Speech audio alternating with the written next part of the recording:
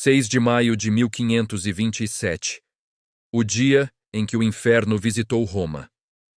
Sobre a cidade eterna, nuvens escuras se formavam, não apenas de chuva, mas de aço e fúria. Uma tempestade de homens, não de água, estava prestes a desabar sobre o coração da cristandade. Uma horda implacável, faminta por ouro e sangue. Eram os soldados mercenários de Carlos V, sacro imperador romano. 34.000 homens, uma maré de alemães, espanhóis e italianos, calejados por anos de guerra e movidos pela promessa de pilhagem. Uma força que parecia capaz de engolir o mundo. E no seu caminho, defendendo o Papa Clemente VII e o próprio Vaticano, estava a guarda suíça pontifícia. 189 homens. Apenas 189 almas contra um exército. A desproporção era assustadora, quase uma piada cruel do destino. As muralhas de Roma, antigas e enfraquecidas, não resistiriam por muito tempo. A notícia da invasão chegou como um raio. O pânico tomou conta da cidade. O exército de Carlos V, sem pagamento há meses, era um animal selvagem e fora de controle. Eles não vinham para negociar. Vinham para saquear, destruir e matar. Dentro dos muros do Vaticano, o comandante Kaspar Reuss reuniu seus homens. A escolha diante deles era simples e terrível: fugir e salvar as próprias vidas, abandonando o Papa à sua sorte, ou ficar e lutar, cumprindo o juramento sagrado que fizeram. Proteger o sumo pontífice com a própria vida. Não houve hesitação. Para um guarda suíço, o juramento é mais do que palavras, é um pacto de sangue. A decisão foi unânime. Eles ficariam. Eles lutariam. Eles morreriam. O som de 189 espadas sendo desembainhadas ecoou como uma sentença.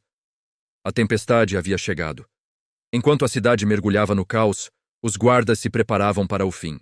Nos momentos de silêncio antes da batalha, muitos escreveram cartas apressadas para suas famílias distantes, nas montanhas da Suíça. Palavras de amor, despedidas finais. Cada homem ali sabia que aquele provavelmente seria seu último nascer do sol. Eles não eram soldados anônimos, lutando por um rei distante. Eram pais, filhos e maridos, fazendo um sacrifício consciente. A estratégia era clara: criar uma linha de defesa desesperada para dar ao Papa tempo suficiente para escapar. O alvo era o Passetto di Borgo, uma passagem secreta que ligava o Palácio do Vaticano ao impenetrável Castelo de Santo Ângelo. Para que o Papa chegasse lá, os guardas teriam que se transformar em uma muralha humana.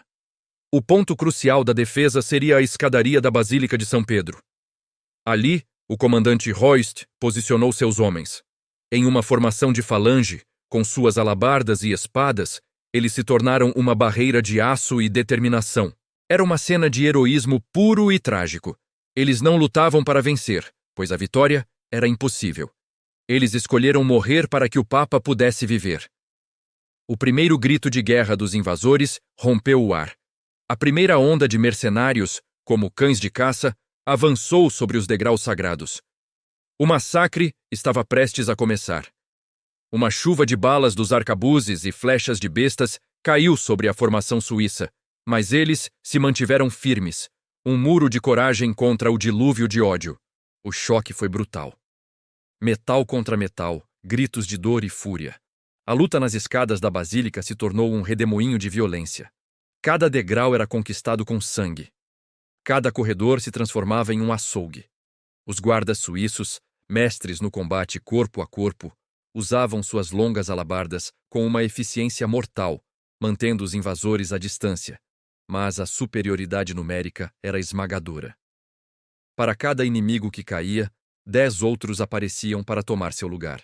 O comandante Kaspar Reuss caiu em batalha, mas seus homens continuaram lutando com a fúria dos desesperados. Enquanto a carnificina acontecia nos degraus da basílica, um pequeno grupo de 42 guardas, liderados por Hércules Göldli, executava a parte mais crítica da missão. Eles formaram um corredor humano, um túnel de escudos e corpos, para escoltar o Papa Clemente VII em sua fuga desesperada pelo Passetto di Borgo. Era uma corrida contra o tempo. Cada segundo que os 147 guardas resistiam lá embaixo era um segundo a mais para a sobrevivência do papado. Enquanto o Papa corria pela passagem elevada, podia ver, através das aberturas, a cidade de Roma sendo incendiada e seus fiéis defensores sendo massacrados. Foi um sacrifício em tempo real, visível, terrível. Nos degraus da basílica, a resistência chegava ao seu limite. Um a um, os heróis suíços caíam. Mas eles não recuavam. Lutaram até o último homem, até o último suspiro, defendendo o acesso ao palácio.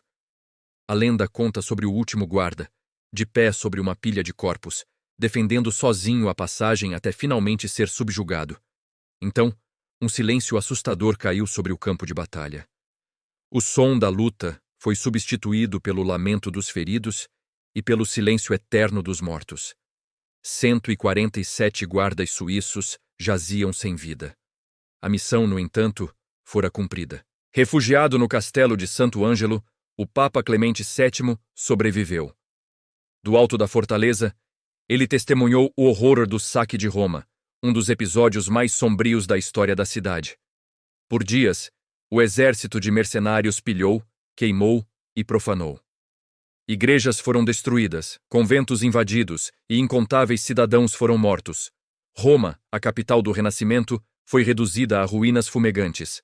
Mas o papado, a instituição que os guardas juraram proteger, havia sido salvo. O sacrifício dos 147 não foi em vão.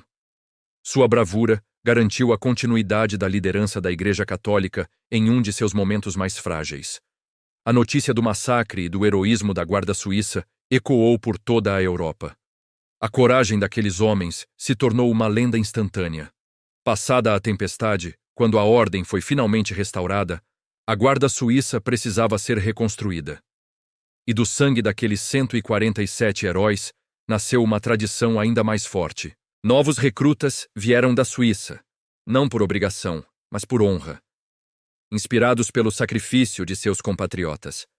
A guarda renasceu das cinzas, mais resiliente, seu uniforme manchado de sangue, agora um símbolo eterno de lealdade e bravura. O ato de 6 de maio de 1527 cimentou para sempre a reputação da Guarda Suíça como os mais leais e corajosos protetores do Papa. Esse legado de sangue e honra perdura até hoje.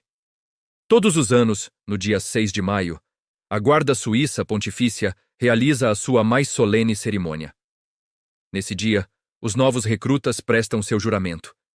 Eles o fazem no mesmo local onde seus antecessores lutaram e morreram. Com a mão direita levantada, com 3 dedos abertos simbolizando a Santíssima Trindade, eles juram solenemente servir fiel, leal e honradamente ao Sumo Pontífice e, se necessário, sacrificar suas próprias vidas por ele. É um juramento que ecoa através de quase 500 anos de história. A cerimônia não é apenas uma formalidade.